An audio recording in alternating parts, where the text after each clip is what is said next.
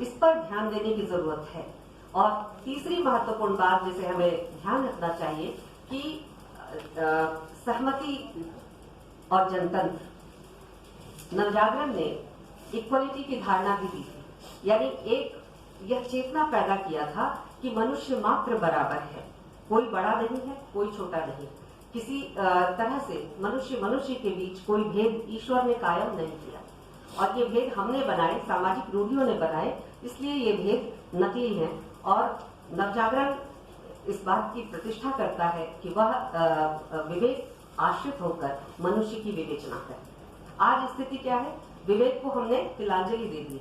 जितनी अवैज्ञानिक बातें, जितनी अवैज्ञानिक व्यवहार और आचरण हो सकता है, हम एक साथ कर रहे हैं। यानी नवजागरण का जो एजेंडा था एक आधुनिक मनुष्य बनाने का, उस एजेंडा में कहीं नवजागरण विफल हुआ और आधुनिक मनुष्य बनने की प्रक्रिया में हम फिर से वहीं पहुंचे जहां से हमने अपनी यात्रा शुरू की थी। आधुनिकता, सही मायनों में आधुनिकता और आधुनिक जीवन शैली अपना लेने के बावजूद चेतना से आधुनिक मनुष्य बनने की प्रक्रिया में हम अभी भी बहुत पीछे हैं।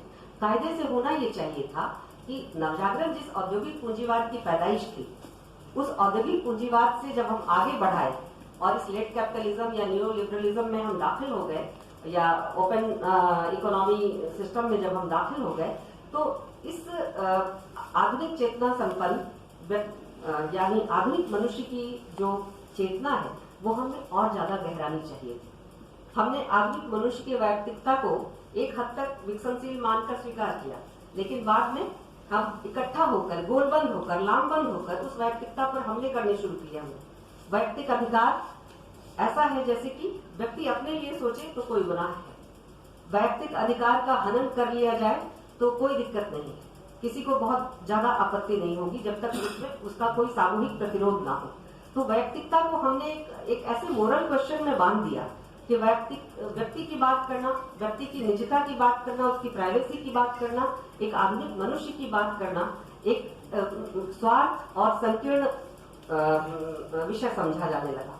और अल्टीमेटली हुआ क्या कि हमने व्यक्ति को अकेला छोड़ दिया और समूहबद्ध तरीके से उस पर इतने हमले किए कि वो वैयक्तिकता और आधुनिक मनुष्य जिसको विकसित होना चाहिए था वो पीछे छूट गया। यहाँ खतरे की जगह है।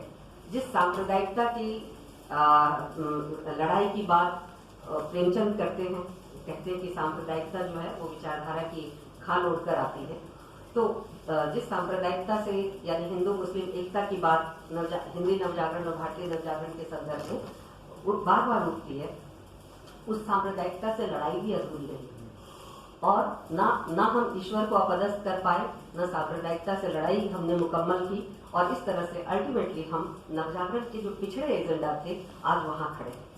चिंता की ये जगह है और इसी बात के साथ